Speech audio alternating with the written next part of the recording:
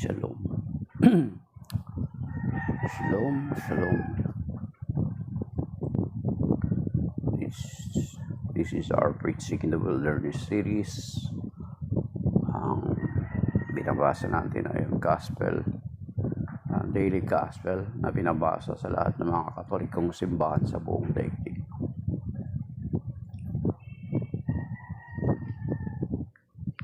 The Gospel of the Lord according to St. Luke chapter 12 verses 49 to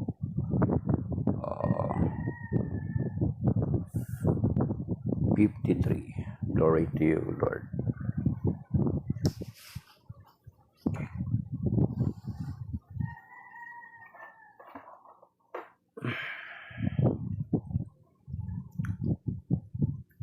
I have come to set the earth on fire, and how I wish it were already blazing. There is a baptism with which I must be baptized, and how great is my anguish until it is accomplished. Do you think that I have come to establish peace on the earth? No, I tell you, but rather division.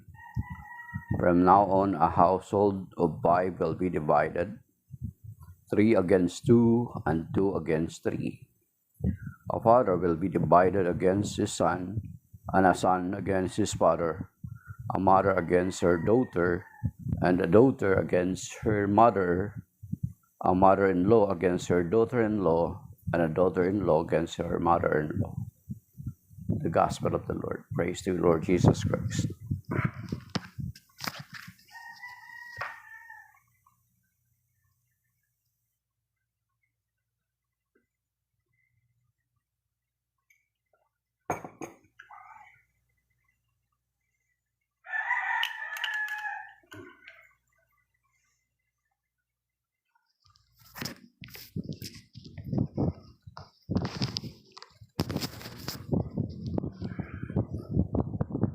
Isang pinagpalang araw sa ating lahat, mga kapatid. Ang background na yan is yan yung responsorial psalm noong last Sunday. Lord, let your mercy be on us as we place our trust in you. So, ang ebanghelyo natin ngayon sa quite controversial kasi sabi ng Panginoon na I have come to set the earth on fire, and how I wish it were already blazing. There is a baptism with which I must be baptized, and how great is my anguish until it is accomplished. Verse 51, do you think they have come to establish peace on earth? On the earth? No, I tell you, but rather division. So, medyo controversial ang sinasabi ng pagbasa ngayon. Itong pagbasa na ito ay binabasa nga po sa buong daigdig sa lahat ng mga simbahang Katoliko. Araw-araw po yan, mga kapatid. So, that is why our separated brethren cannot accuse us Catholics that we are not reading our Bible. As a matter of fact, mayroon tayong taon-taon, mayroon tayong tinatawag na may daily Bible reading guide tayo. So, ang Bible guide natin ay may araw-araw na mga assigned na mga readings. Mayroong first reading, usually taken from the Old Testament, and then the Psalms, kung ordinary day lang, walang mga solemnity, and then the Gospel. So, prior to the Gospel, meron tinatawag na Gospel Antiphon. So, isang version bago basahin yung Bible, yung Gospel. Then, kung may mga solemnity naman, may first reading. Ang first reading usually from the Old Testament, and then the second reading is taken from the epistles or writings of the apostles. Then after that, Gospel. So, yan. So, yung binasa natin ngayon, quite controversial sapagkat ang pinaka-controversial dito na ang sinabi ng Panginoon, do you think they have come to establish peace on the earth? No, I tell you, but rather division. So, kasi ang una dito sa part ng 49 to 50, sa pagdating ng Panginoon talagang yun yung makikita natin doon sa kantikel ni Zechariah at maging doon sa Magnificat ni Mama Mary doon sa Gospel according to St. Luke chapter 2 ay makikita natin doon yung prophecy na talagang i-oppose ang Panginoong Jesucristo. Then makikita din natin doon sa Psalm 118 na sinasabi na yung bato ng panulukang bato ay magiging katitisuran ng mga sumasampalataya sa Psalm 118, yung the cornerstone na magiging katisuran sapagkat hindi nila sasampalatayanan. At verse 50, itong sa verse 50 na the baptism with which ang tinutukoy niya po is yung kanyang pagpapakasakit, yung baptism. Yan. Baptism. So, and then itong verse 51 and then yung mga sumusunod na verses yung about sa do you think that I have come to establish peace on the earth? No, I tell you, but rather division. Pero kung titingnan natin, it seems parang contrast doon sa sinasabi ng banal na kasulatan. So that is why lalo na kapag tayo ng mga nagbabasa ay hindi natin naintindihan, hindi dapat tayo kaagad mag-jump into conclusion. Kasi itong verse na ito, yung mga kapatid natin, yung mga separated brethren natin, yung mga kapatid natin kung may walay sa Catholic Church ay kaagad na ito'y iniintindi para isupport doon sa kanilang hindi pagkakaisa. So, ito ba talaga yung ibig sabihin nito, mga kapatid, na is it okay for the Lord na ang kanyang sambayanan, ang kanyang mga mananampalataya ay hindi magkakasundo or hindi nagkakaisa? Kasi nung una, sinasabi ko nga sa inyo, parang it seems na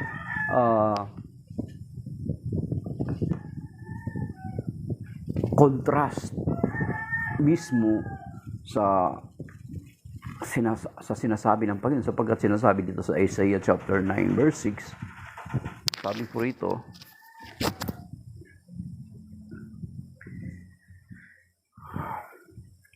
sapagkat ipanganak ang isang sanggol na lalaki at siyang mamamahala sa atin, siya ang kahangahangang tagapayo, ang makapangyarihang Diyos, walang hanggang Ama, ang prinsipe ng kapayapaan. So the very title ng Panginoon, He is the Prince of Peace. Isa sa kanyang mga title, siya yung prinsipe ng kapayapaan. Then how come na pagdating dito sa Bagong Tipan, dito sa tagpo na ito, sinasabi niya na I have now come not to bring peace but rather division. Bakit? Hindi naman siya nagdala ng kapayapaan kasi siya mismo ang kapayapaan. At bakit magkakaroon ng division? Ang mother, ang pamilya magkakatunggali, mag-aaway-away, hindi sila magkakasundo. So, contrast, di ba? Sa Isaiah chapter 9 verse 6, pinaka-title mismo ng Panginoong Jesucristo. So, paano natin i-reconcile ito, mga kapatid? So, kung titingnan natin, mga kapatid, sa part ng Biblia, halimbawa doon sa John chapter 9, maging sa mga iskriba at mga Saduseo, at mga Pariseo. Kahit noong panahon ng Panginoong Kristo, sila man din ay nagtatalo-talo.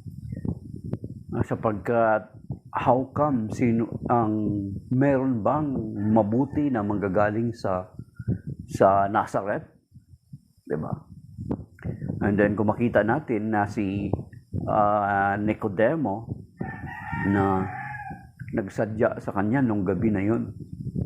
And then kung makita din natin doon sa John chapter 3 at makikita din natin doon sa John chapter 9 na mismo yung mga magulang ng bulag sa John chapter 9, tinakwil nila yung kanilang anak for the sake of their connection sa kanilang pananampalataya bilang mga Hudyo. Diba siya na yung tanungin ninyo? Kasi takot sila na pati sila ay matiwalag. So, dahilan sa kanilang hindi pagtanggap sa Panginoong Kristo at nagkakaroon ng division. Yung kanilang pagkilala sa Panginoong Kristo, yun yung nagdudulot ng kanilang division ng hindi pagkakaisa. Pero yun ba talaga ang plano ng Panginoon na ang kanyang mga mananampalataya ay hindi magkakaisa? Kasi ito yung verse na ito yung part ng Bible, ng gospel or ng mabuting balita na ginagamit ng mga separated brethren natin to justify na it is okay na kasi mismo daw ang Panginoong Kristo ang nagsabi na yung about sa division. Parang sinasabi nila na because of this verse ay ang Panginoong Kristo ang author ng division. It is okay for Him that we are divided as Christians. Pero kung titingnan natin ang ibang bahagi ng banal na kasulatan, hindi yaon ang kalooban ng Panginoong Kristo. Itong mga taong ito ay nagkabahabahagi because out of their ego, out of their pride, mga kapatid. Kasi hindi nila matanggap ang Panginoong Kristo. Bakit? Mahirap tanggapin, di ba? Doon sa Matthew chapter 13, di ba yung pinag-uusapan nila doon? Sabi niya, ang binanggit nila, di ba ito'y anak ni Jose na karpentero? Minensyon nila yung title. Hindi nila matanggap. Anong klaseng Mesiyas ito? Diba? Anong klaseng Mesiyas to? Karpentero? Hindi nila matanggap. Magiging mga alagad, hindi nila matanggap na ang Mesiyas ay magsasuffer. So sila man din ay may mga dividing factor sila doon sa kanilang pagkaunawa sa Panginoong Kristo. That is why they are divided. At nagpapatuloy yung division kapag walang kapakumbabaan. Diba? So kanya-kanya sila eh. Makikita naman natin yan. Even until today, ang pinaka-reason na sinasabi nila, ito yung sinasabi ng Panginoon, division. Ay di lalabas no para bagang talagang gusto pala ng Panginoon na magka watak-watak tayo, hindi tayo nagkakaisa. Yun ba yun?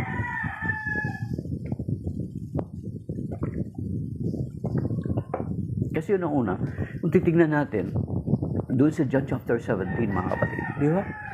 Yan yung pinaka-longest prayer ng Panginoong Kristo. Basahin sa John chapter 17 yung kanyang panalangin diyan. I pray that they may be one.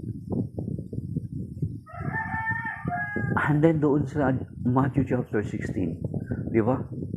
13 to 20. Sabi niya doon, Thou art Peter, son of Jonah, and upon this rock I will build my church. Hindi niya minensyon doon na churches, mga kapatid. So, ibig sabihin, hindi kalooban ng Panginoon na magkawatak-watak ang kanyang iglesia, ang kanyang kawan. Kaya nga nung nakalipas ng araw, may bagong ano pala si Meta. Mayroon siyang bagong picture doon sa AI Meta. Tinanong ko si AI Meta, talagang instant din yung sagot niya. Ibig sabihin, di ko alam kung paano nila to. So, ganun katalino si Facebook. Marami siyang mga bagong mga innovation. Yung dating mga notification ay sa taas, doon sa baba ngayon. So, nung tinanong ko siya si Meta, sabi ko, AI Meta, is it okay for the Lord Jesus that His believers are into different denominations? I-try niyo, tanongin niyo, Meta, okay lang ba sa Panginoong Jesucristo na ang kanyang mga alagad ay nagkakawatak-watak at hindi nagkakasundo?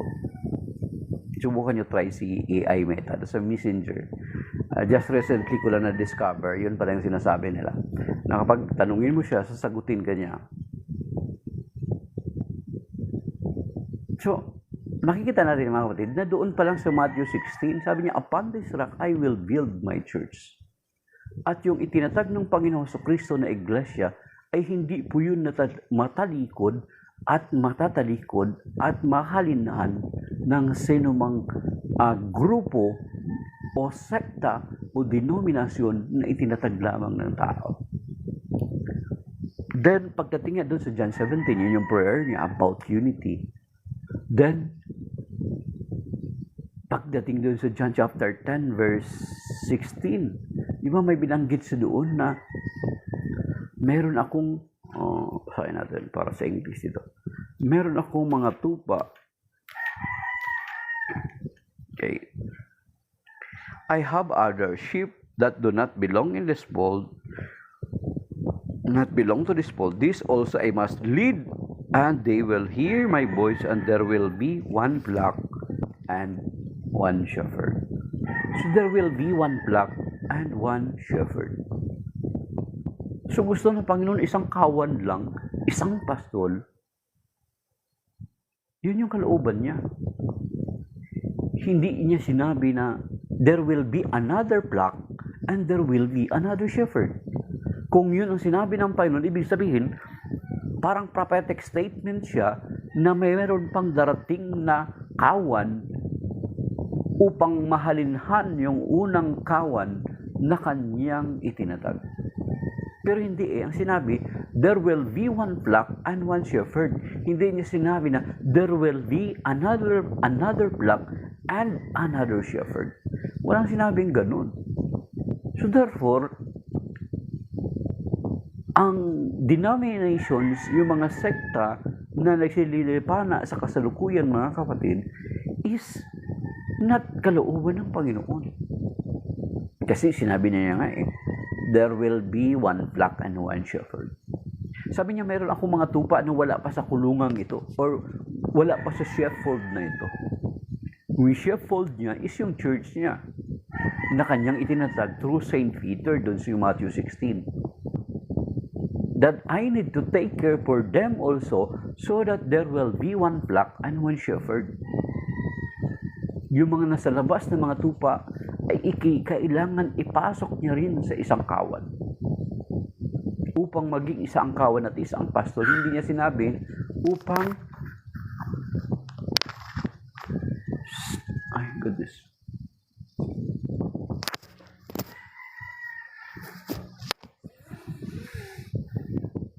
Upang maging isang kawan at isang pastor. So you see, mga kapatid. Then ang division sa simbahan, ang division sa mga mananampalataya is not, hindi ang Espiritu Santo ang nag-i-inspire. Kasi marami tayong mga kapatid, mga kalungkot. Marami tayong mga kapatid, mga separated brethren natin. Usually, I call them separated brethren. Kasi we cannot deny the fact na itong mga iba't ibang mga sekta at denominasyon ay lahat naman ito ay nagmula sa Catholic Church. That is why we are calling them, I am calling them separated brethren. Kasi humiwalay sila, humiwalay. So, ang justification, ito man narami ko narinig mga kapatid, ang justification nila is, nagbasa ako ng Bible. Then, they interpreted it on their own at nagtayo sila ng kanilang sekta. They interpreted it on their own at nagtayo na sila ng sariling sekta. Tapos, para bagang, kung titingnan mo yung argumento nila, para bagang ang Espiritu Santo ang nag-inspired to them na maging bahagi ng dissension, na maging bahagi ng division in the body of Christ. Which is not, mga kapatid, ang labo nun. Or else, ang nangyayari is sasalungat yun sa salita ng Panginoong Jesucristo. Nagkaroon naman ng division because hindi nila matanggap ang Panginoong Jesucristo. Hindi nila matanggap yung sinasabi ng Panginoong Jesucristo. O bakit sila umalis sa Catholic Church? Di ba? Hindi nila matanggap yung ipinapangaral ng Catholic Church. Una na doon. Noong kahit andito pa yung Panginoong Jesucristo na hindi nila matanggap, that even until today, na ito yung dividing factor. Yan, dividing factor sa mga separated brethren natin at sa Catholic Church.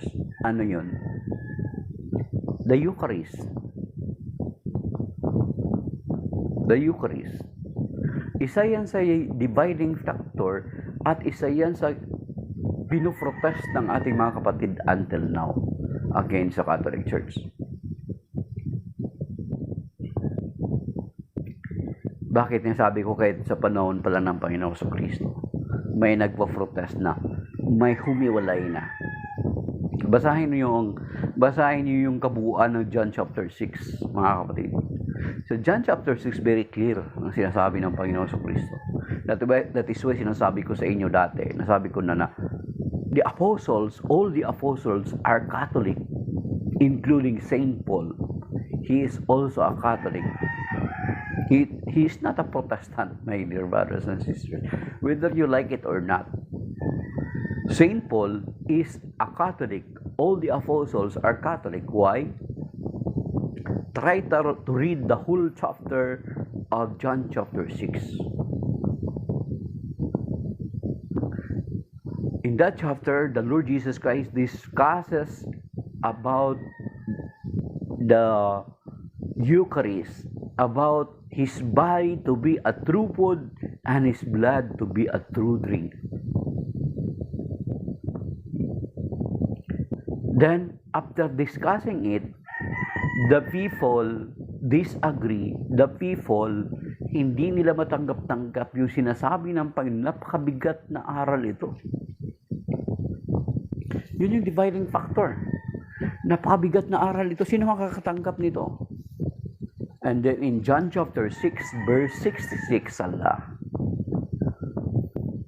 666 of John.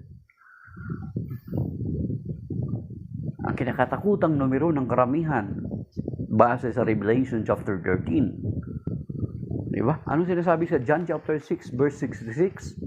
After Jesus discussed to them about His body and blood, that His body is a true food and His blood is a true drink, hindi nila matanggap-tanggap. Ano nangyari sa 666 of John? Basahin natin. Kasi prior to that, is sinabi na ng Panginoon. Sabi niya, ito basahin mo natin ito sa verse 47. Verse 48, I am the bread of life. Your ancestors ate the manna. Yan, literal na kumain yung kanilang ancestors ng manna from heaven. And then, in the desert, but they died. This is the bread that comes down from heaven, so that one may eat and not die. He is referring to himself.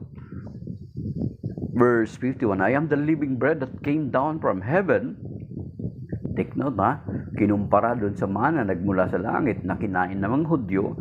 And then, ito, kinumpara niya yung kanyang sarili. Sabi niya, I am the living bread that came down from heaven. Whoever eats this bread will live forever. And the bread that I will give is my flesh for the life of the world. Yan.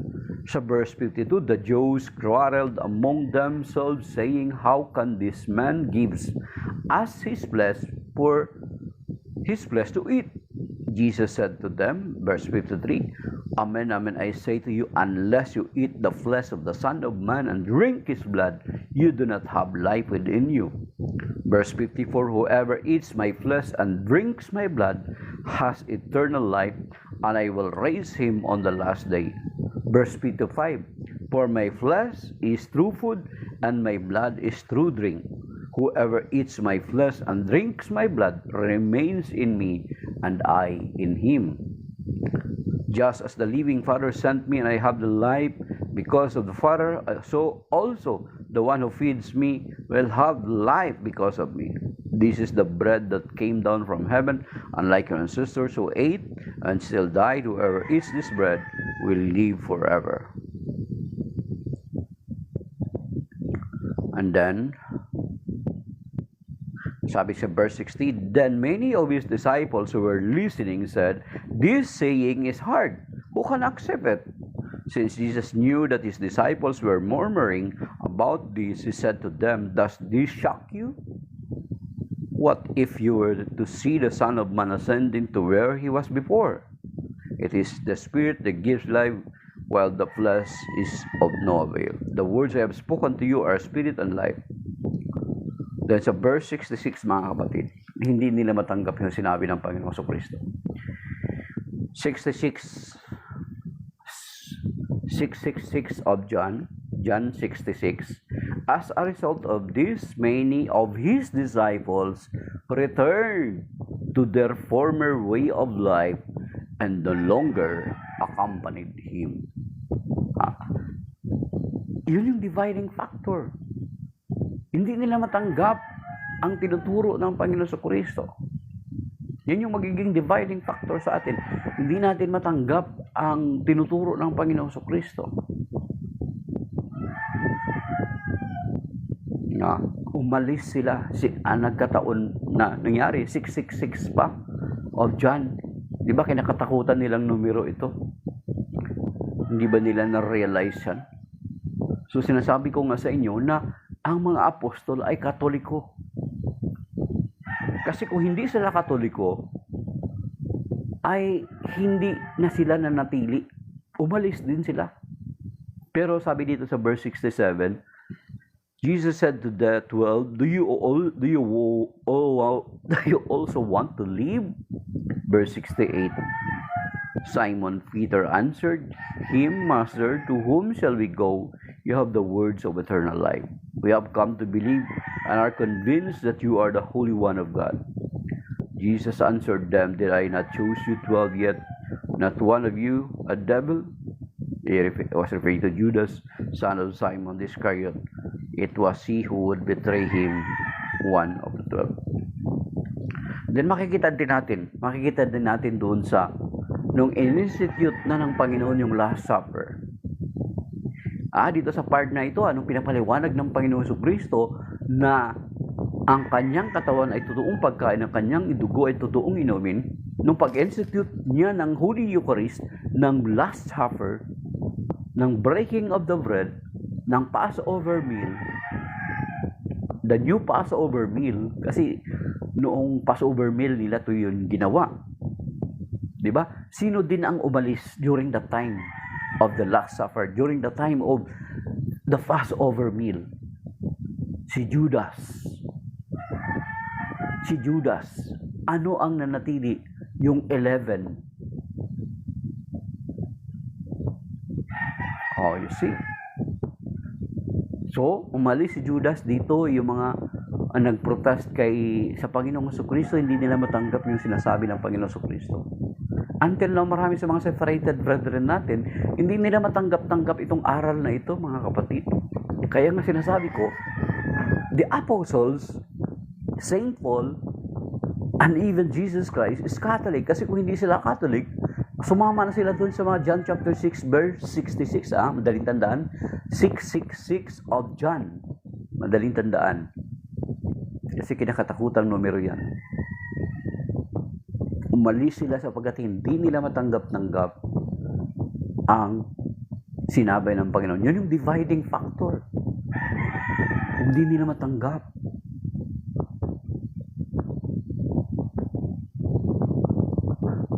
Diba? So, naintindihan ng mga alagad.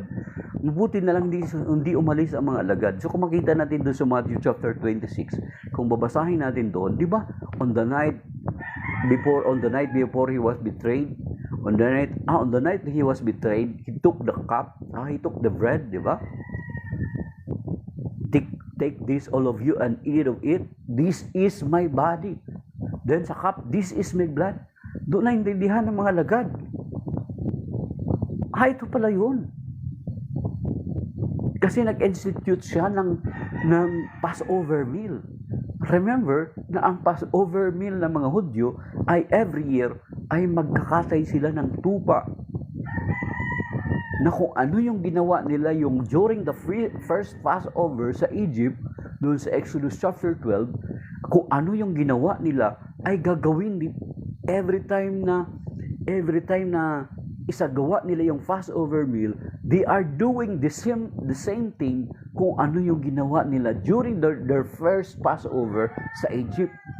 Yung kanilang liberation from the bondage of sin, from the captivity of the devil. Kasi Egypt represents the devil, represents sin.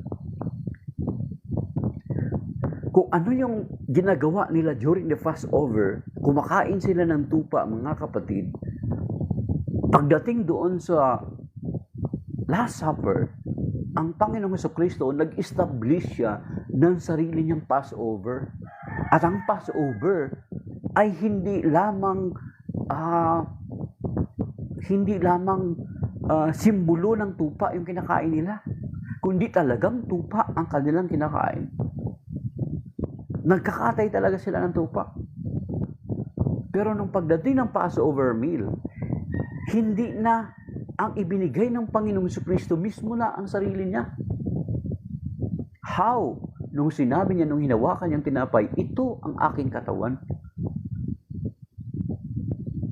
Kasi ang sinasabi dun sa John chapter 1, tingnan natin.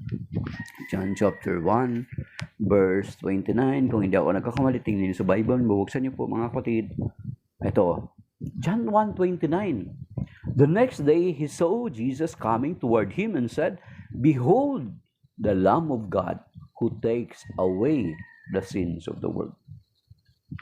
So you see? So, sa Passover meal, instead na tupa yung kanilang katayin, para kainin, during that Passover meal, ang Panginoong Jesucristo ay inialay niya ang kanyang sarili. Kasi siya mismo ay Lamb of God, Agnus Dei. The Lamb of God who takes away the sins of the world. John chapter 1 verse 29. So ito yung isa sa pinaka-divining factor, the teaching of the Lord, na hindi matanggap-tanggap ng marami nating mga kapatid, mga separated brethren natin. That even until now, kaya nga nitong, kung basahin natin yung Matthew 26, sinoong umalis during the Last Supper, during the institution of the Holy Eucharist, during the Passover meal? Si Judas. Then, sa 666 of John, yung mga taong umalis ay ang hindi matanggap ang itinuro ng Panginoon Jesucristo na sabi niya, ang aking laman ay totoong pagkain at ang aking dugo ay totoong inumin.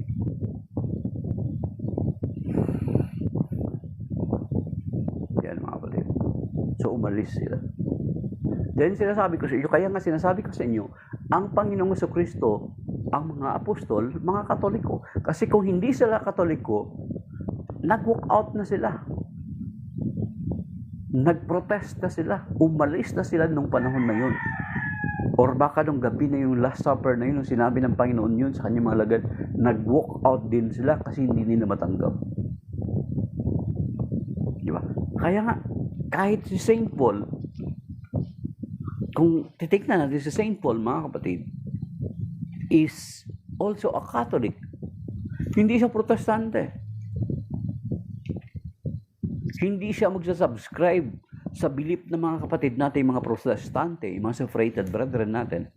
Kasi mismo sa St. Paul, maging dito siya mismo, dito sa Romans chapter 16 verse 17, sinabi ni St. Paul, sabi niya, avoid those who create dissensions. Siya mismo.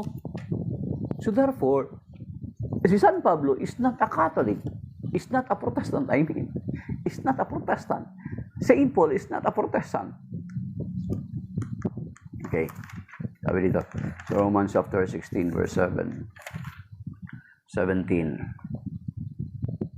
Okay. I urge you, brother, to watch out for those who create dissensions and obstacles in opposition to the teaching that you learn. Avoid them.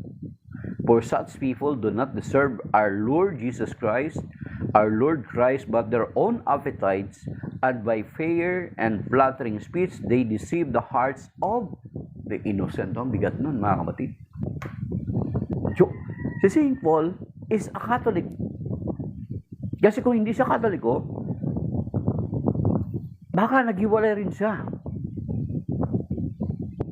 As a matter of fact, kung titingnan natin din sa 1 Corinthians chapter 11, makikita natin dito, mga kapatid, na St. Paul, bagamat he was not included in the 12 apostles sa unang mga apostol, kasi ano pa siya, persecutor pa siya during those times Hindi pa siya na-convert lang siya doon sa Road of Damascus noong sa Acts chapter 9, mga kapatid, di ba? Dito sa 1 Corinthians chapter 11, makikita natin dito sa verses 23 and the following verses, makikita natin na si St. Paul nagtuturo ng ganito. Sabi niya, so makonclude natin na mga apostol ay talagang Katoliko. Kasi walang mga apostol na nagtuturo na ang Passover meal, ang Last Supper, ang Holy Eucharist is just a symbol.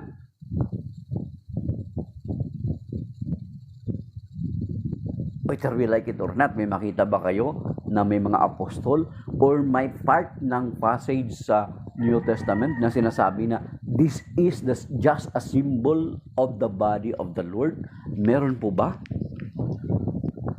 Wala, mga kapatid. Wala tayong makikitang ganun. So the teaching of the Lord is the very first dividing factor, because doon sa mga taong may ego, matataas ang kalooban na hindi nila matanggap at kulang ng pananampalataya kung bakit hindi nila matanggap ang sinasabi ng Panginoon. Dito sa 1 Corinthians chapter 11 verse 23, sabi niya dito, mga kapatid,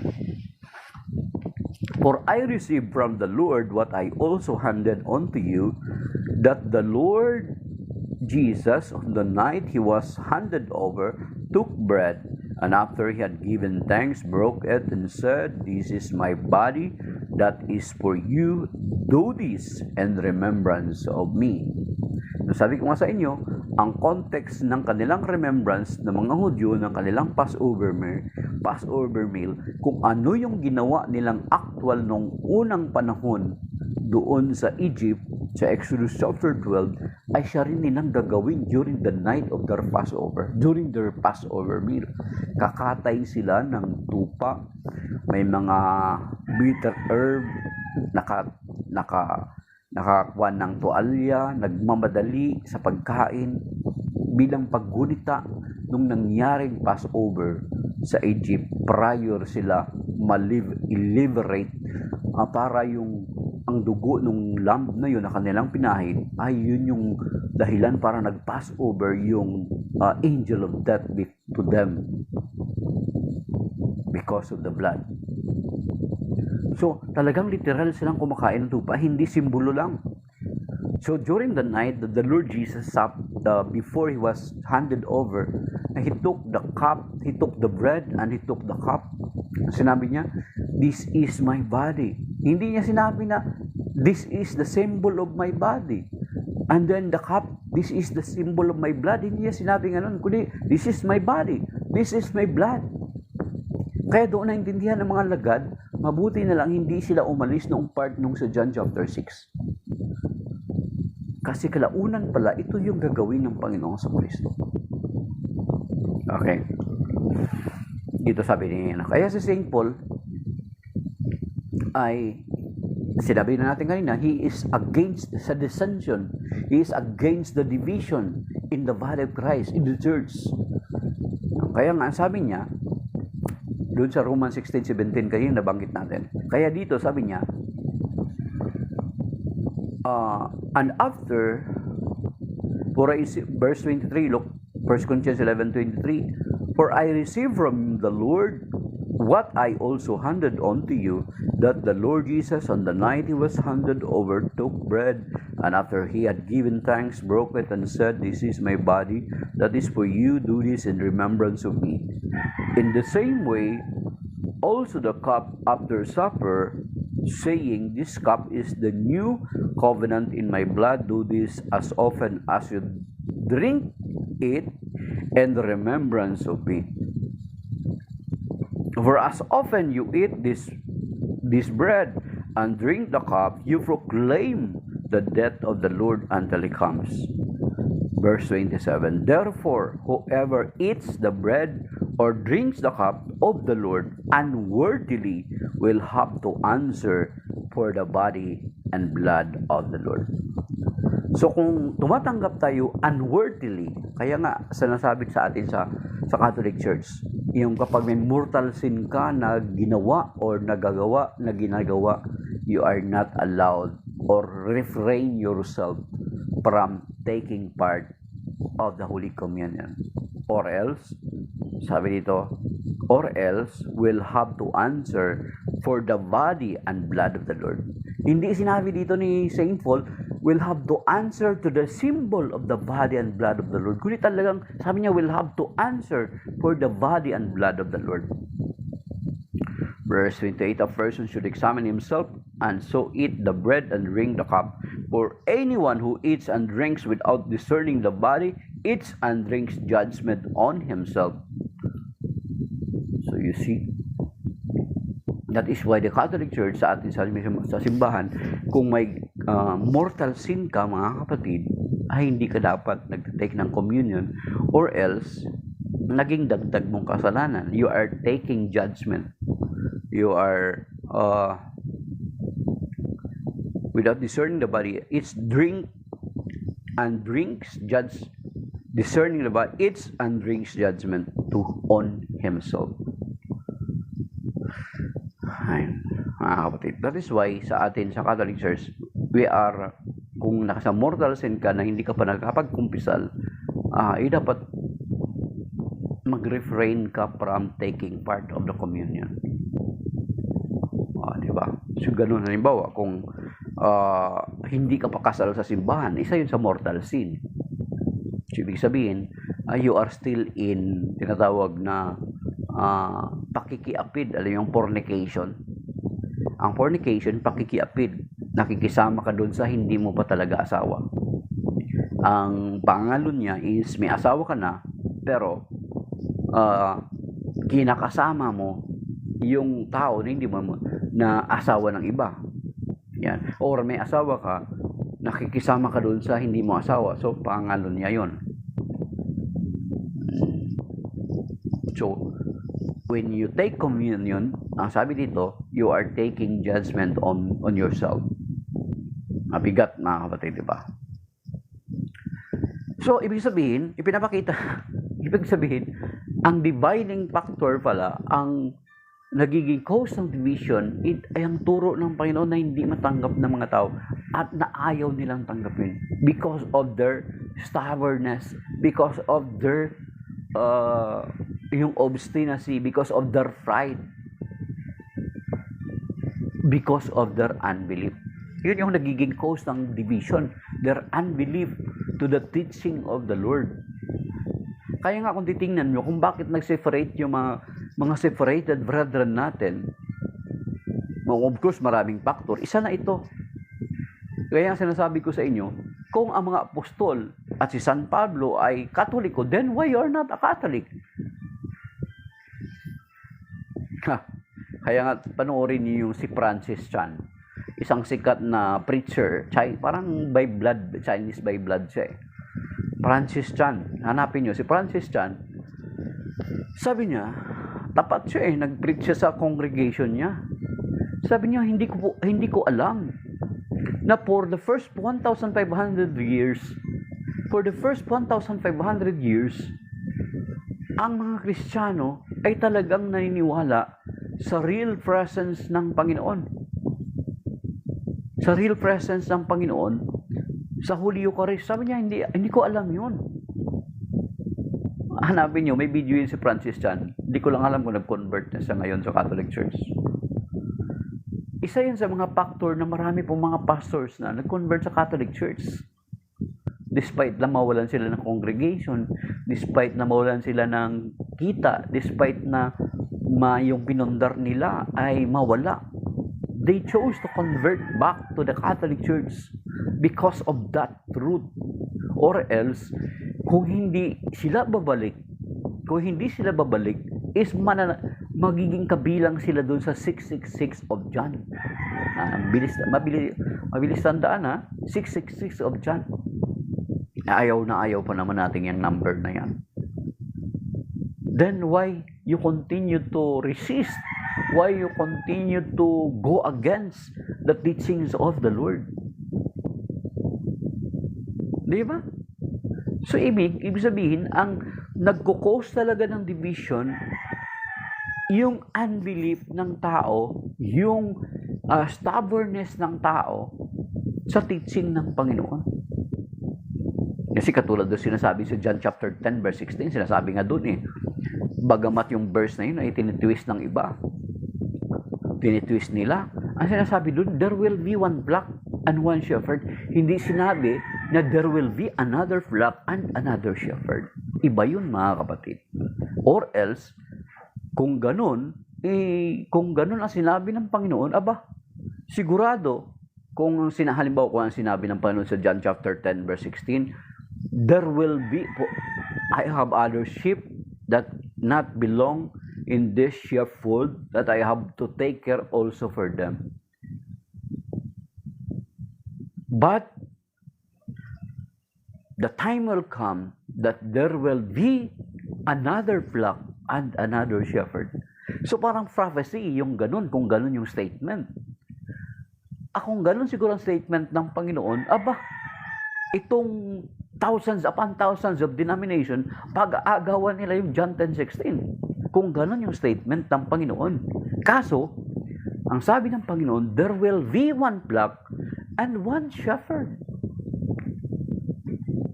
Ang flock na ito ay ipinagkatiwala niya kay San Pedro sa Matthew 16:13 to 20. And then, sa John chapter 21, verses 15 to 19, very clear.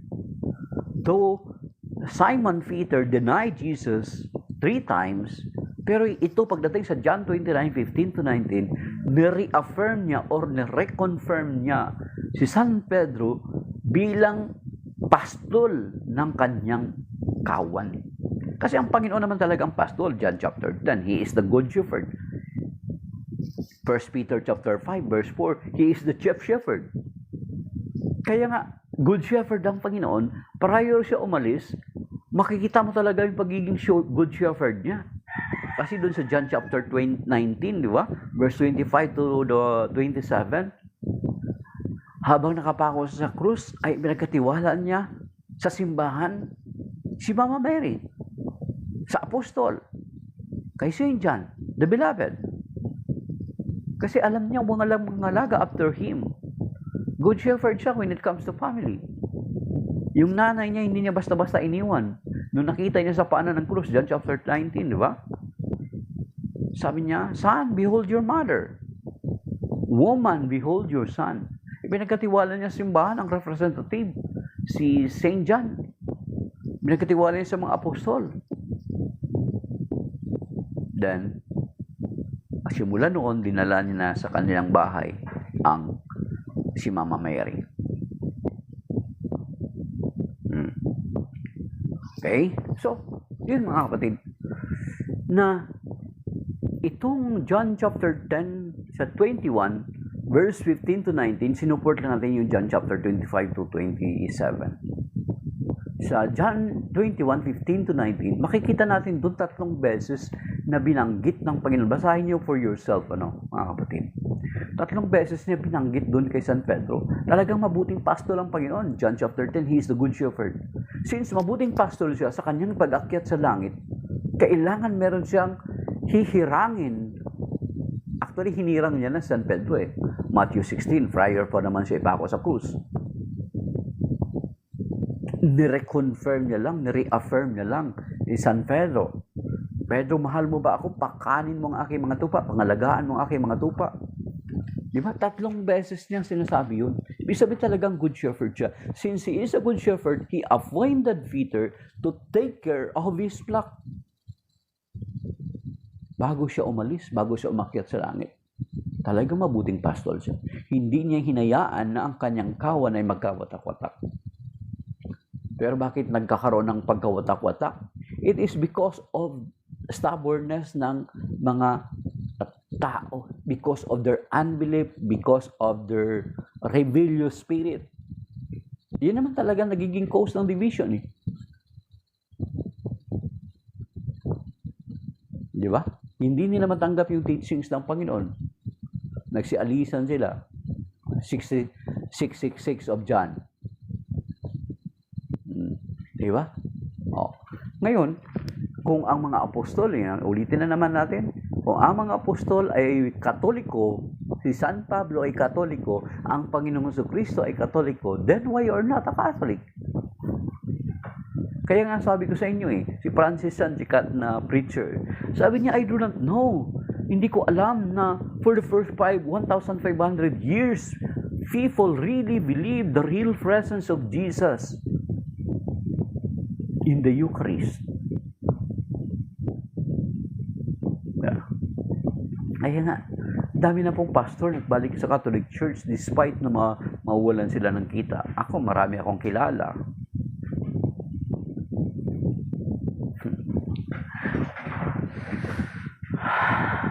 Si Muhammad, kasama din yan sila doon. Magkakasama-sama yan sila doon sa hinula sa Matthew chapter 24. Masama sila Jace doon. At sila kasama rin sila doon sa 1 John chapter 2 verses 18 to 19. Ano sinasabi doon? Sila'y dati nating mga kasama, ngunit napatunayan natin hindi natin sila kasama, sapagkat kung totoong kasama natin sila, ay nanatili sana sila. Yun yung sa 666 of John. And saka 1 John chapter 2 verse 18 to 19. Yun yung pagka-describe ng Antichrist.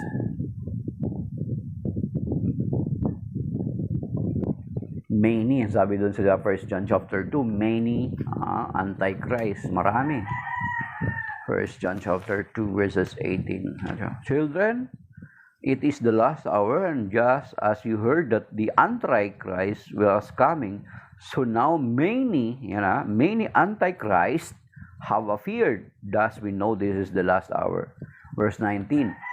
They went out from us, but they were not really of our numbers. If they had been, they would have remained with us. Their desertion shows that none of them was of our number. Hindi, ito yun. Yung sinasabi ko sa inyo po ulit-ulit. Yung 666 of John. John chapter 6, verse 66. Madaling tandaan.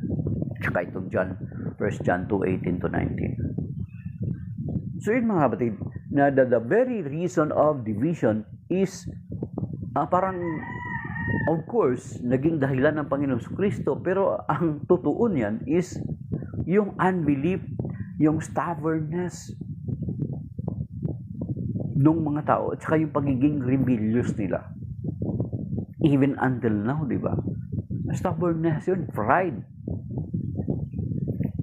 Pero mo nakabasa ka lang ng Bible na Tagalog at saka English, magtatayo ka na ng sariling mong sekta. Di ba, kung totoo talaga tayong tagasunod ng Panginoon sa Kristo, then,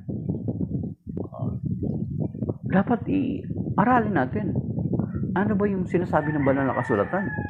Yung sinasabi ng banal na kasulatan, very clear naman na upon this rock I will build my church, singular. John 10:16, I have one flock, one shepherd. John 17, I pray that they may be one. Ephesians chapter 4, verse 5 to 6, one faith, one Lord, one baptism. Romans 16:17, sinasabi ni St. Paul, avoid those people who create dissensions. And then sa John chapter 10, verse 10, naparito ang magnanakaw upang magwasak, pumatay, at magnakaw. Ngunit naparito ang anak ng tao upang magbigay ng buhay na ganap at kasiyasiya. Magwasak. So, ang Panginoon, ang Espiritu Santo is not the author of division. He is not the author of yung destroying the church. Hindi siya author ng ganon. Ang gumagawa noon ay ang demonyo. Kaya nga ang sinasabi ng Diablo. Kaya nga ang Diablo, nga mga kapatid, as we discussed it before, na ang Diablo daw, ang etymology ng word ng Diablo, bakit ginagamitan ko ng daw? Hindi naman talaga ako yung personal na nakapagsaliksik nito. So we are using word daw. Kasi ang etymology ng word na Diablo is diabolos, at ang kahulugan ng diabolos is to divide. So ibig sabihin, ang author ng division is not the Lord Jesus Christ, but the devil who wanted to divide us, to destroy us. Kasi ang technique ng Diablo, mga kapatid, is to divide and conquer. Bakit niya nais na i-divide ang simbahan, ang body of Christ? Para ma-weaken ang church. Para ma-weaken ang body of Christ. At kapag na-weaken na, saka siya umaatake. Kasi yun yung technique niya, divide and conquer. Mga kapatid. Diba? Kaya nga kapag sa isang grupo nyo, mga community nyo sa simbahan, may mga activity kayo na para bagang ang gulo nyo, nag-aaway-away kayo. Especially kung yung gawain na yan ay nagiging dahilan para maraming makapanumbalik sa Panginoon, guguluhin kayo ng Diablo. Mag-aaway-away naman kayo, papatulan mo yung kapwa mo. Na hindi mo alam na ang nag-i-instigate pala noon, ang nagiging dahilan, ang nagkukos pala noon, ang demonyo para kayo paghati-hatiin. Papatulan mo yung kapwa mo. Remember, ang sinasabi Ephesians chapter 6, sa Ephesians chapter 6, di ba? Yan yung ginagamit sa spiritual warfare. Ang kalaban natin hindi tao, kundi mga espiritu. Puntahan natin dun, mga kapatid. That is why, dapat i-discern mo yan immediately. Kapag makita mo yun sa community nyo, may mga nangyayaring ganon, alam mo na kaagad kung ano ang espiritu ang kumikilos. The devil, the spirit of the devil is trying to destroy your harmony, trying to destroy your unity. Because kung divided niya kayo, saka kayo aatakihin para ganap nawawasakin. Okay, basahin natin dun sa Ephesians chapter 6, mga kapatid.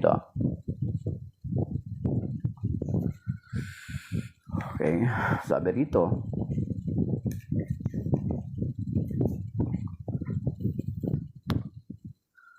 verse 10 to the following, finally, draw your strength from the Lord and from His mighty power. Put on the armor of God so that you may be able to stand firm against the tactics of the devil. May tactics pala ang devil.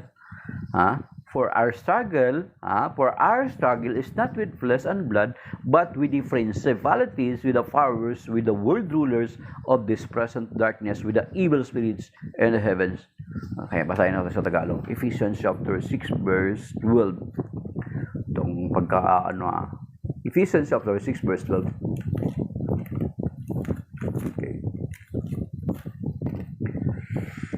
Sapagkat ang kalaban natin hindi mga tao. You see?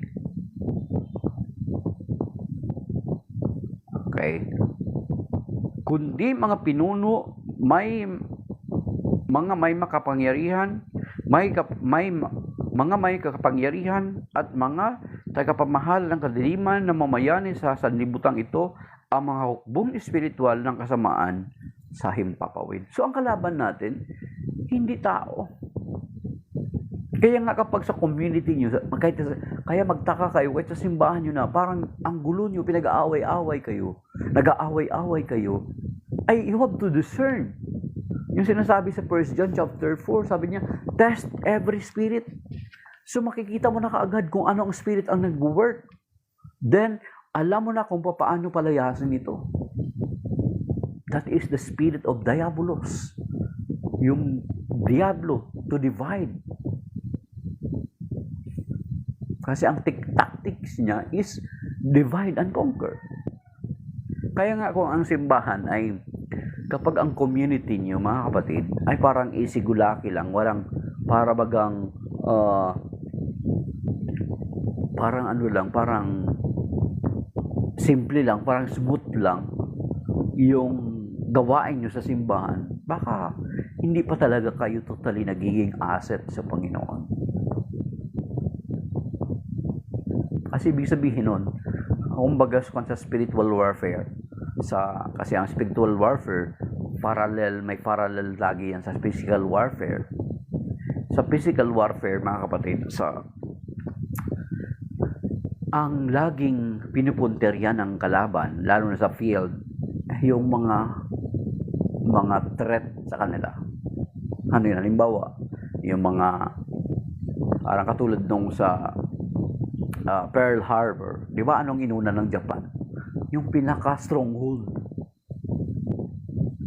Then kung sa field, ano yung pinakaunang tinatarget ng kalaban? Yung mga opisyal. Kaya nga sa field, di ba, ayaw magpasalute nung mga opisyal sa field kasi sila yung magiging target ng sniper. Kaya nga kung ang gawain natin ay parang hindi kayo ginagambala ng Diablo, parang isigulaki lang kayo, parang ang saya nyo lang, smooth lang, baka hindi pa talaga kayo asset sa Panginoon. Baka wala pa talaga kayo na impact sa gawain ng Panginoon na sukat ikagalit ng Diablo. That is why parang simple lang, isigulaki lang, normal lang, yun mga kapatid.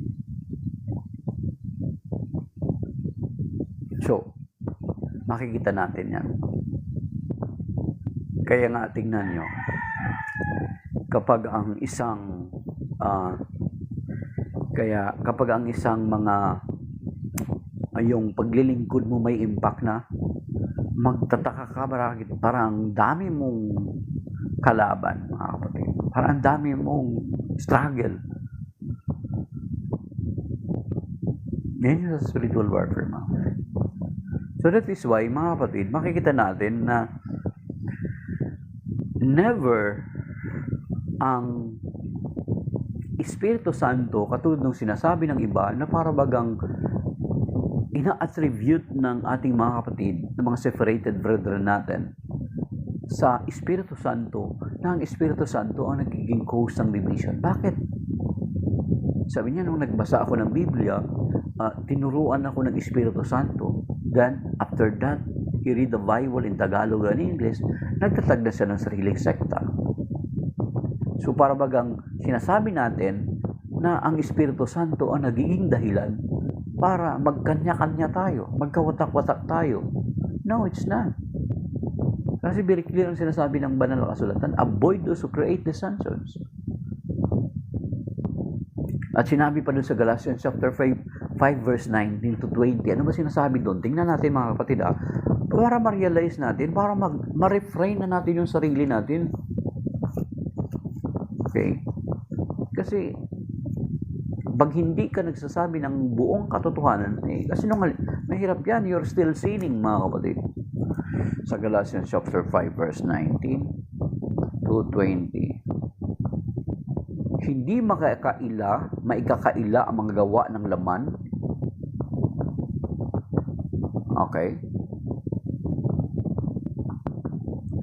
pangangalunya, karimarimarim na pamumuhay, kahalayan, pagsamba sa Diyos-Diyosan, pangkukulam, pagkapuot, pagkagalit, paninibugo, kasakiman, pagkabahabahagi.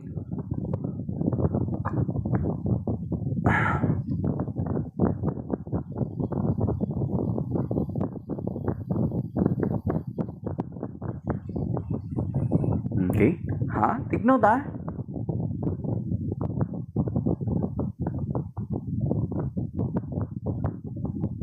Isa dito sa niya, pagkabahabahagi, pagkakampi-kampi, pagkainggit, paglalasing, walang taros na pagsasaya at iba pang tulad nito. Binabalaan ko kayo tulad noong una, hindi tatanggapin sa kaharian ng Diyos ang gumagawa ng gayong mga bagay. So you see, good morning Brother Joseph June. Dapat Brother Joseph October na. Joke, Brother Joseph June. CFD. Okay. So yun mga kapatid.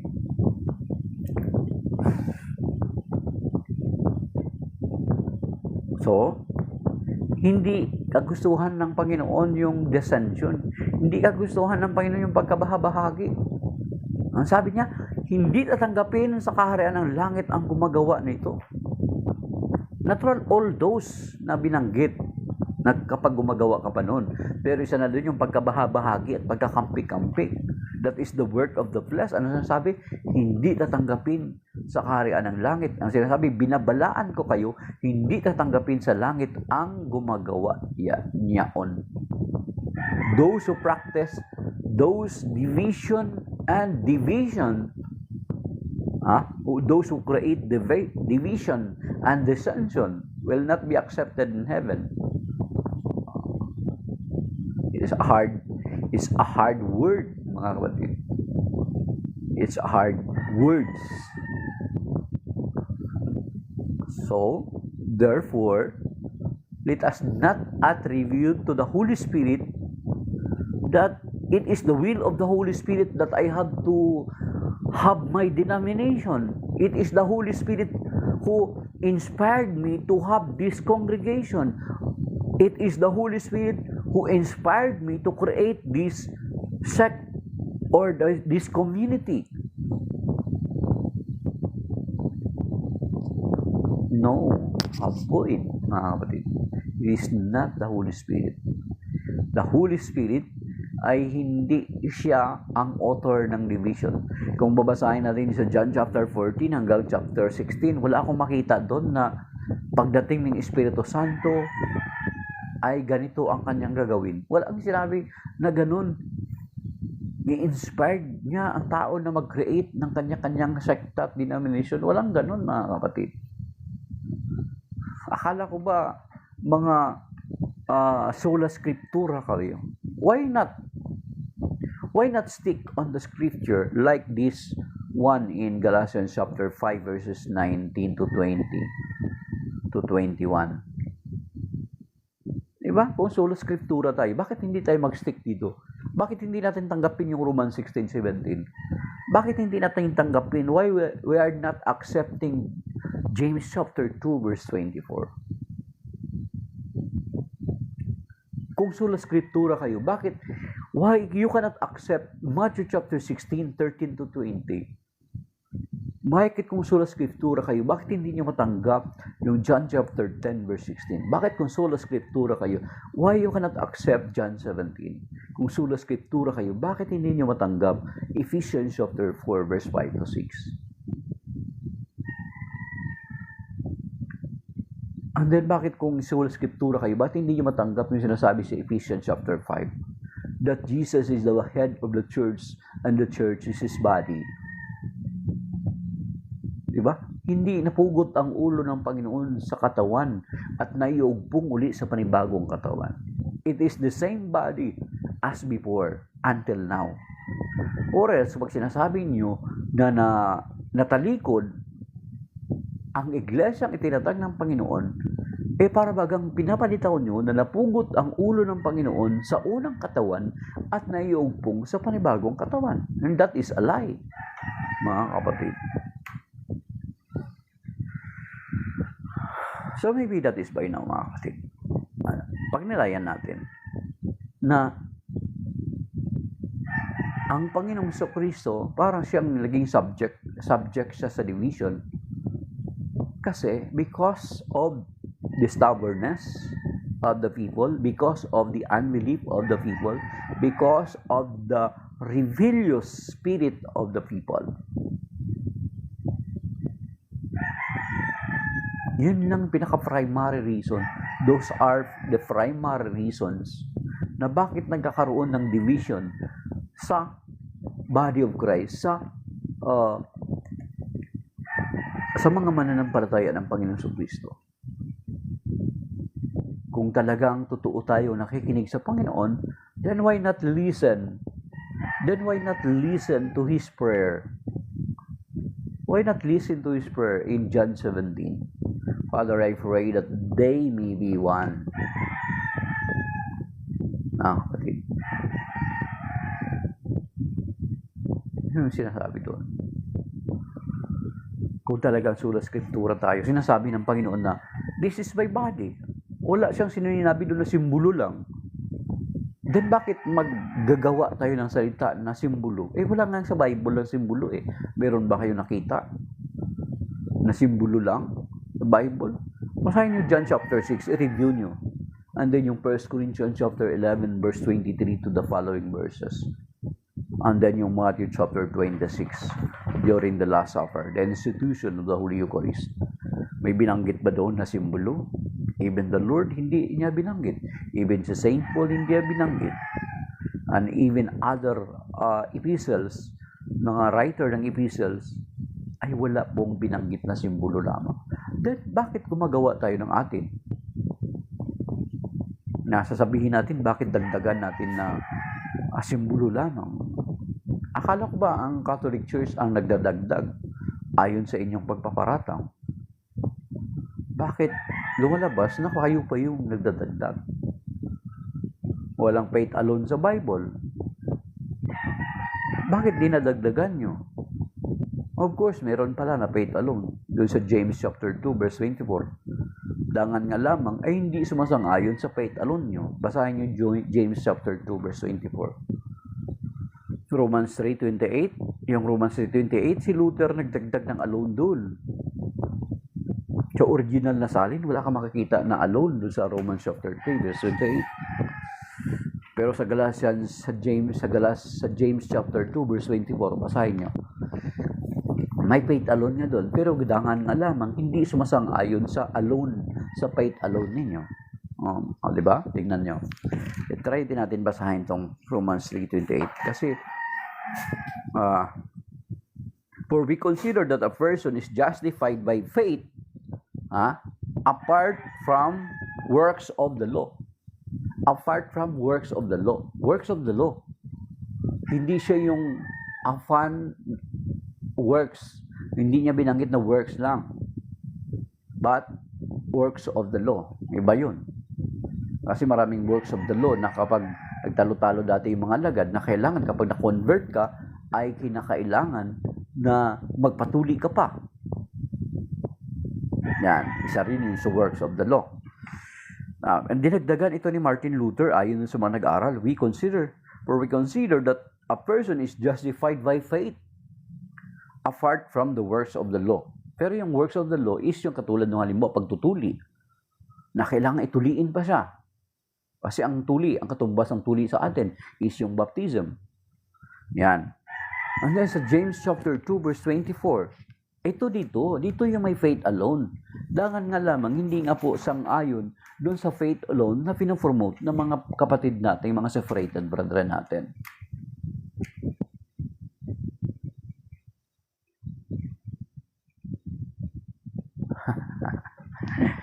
Pag na-review ang evil spirit, brother, yun kasi nag-o-obey siya eh. Sa James chapter 2 verse 24. Sabi dito see how a person is justified by works and not by faith alone. Dito sa James chapter 2 verse 24, it is not anymore talking about the works of the law, but by works, sabi? See how a person is justified by works. Wala na yung works of the law. Iba yung sa Romans chapter 3 verse 28. And not by faith alone. Okay. So, yan, maybe that is by now, mga kapatid. So, shalom. Maraming salamat po sa mga nag-like at mayroong isang nag-share, sa mga nag-comment, at sa nanood, nag-tap ng screen, or maging yung mga nag-send ng gifts, or maging yung nag-tap ng screen, or maging hindi man nag-tap ng screen, yet they consider to listen to us, mga kapatid, or nanood sa atin. So maraming salamat sa ating lahat. May God bless us all. May God keep us safe and sound today. Kahabagan nawa ng Panginoon yung mga apektado ng Typhoon Christine, especially sa Bicol part, sa Bicol region, mga kapatid. So, shalom, and may God bless us all. May God keep us safe and sound sa araw ito. Amen. Now signing off, my dear brothers and sisters.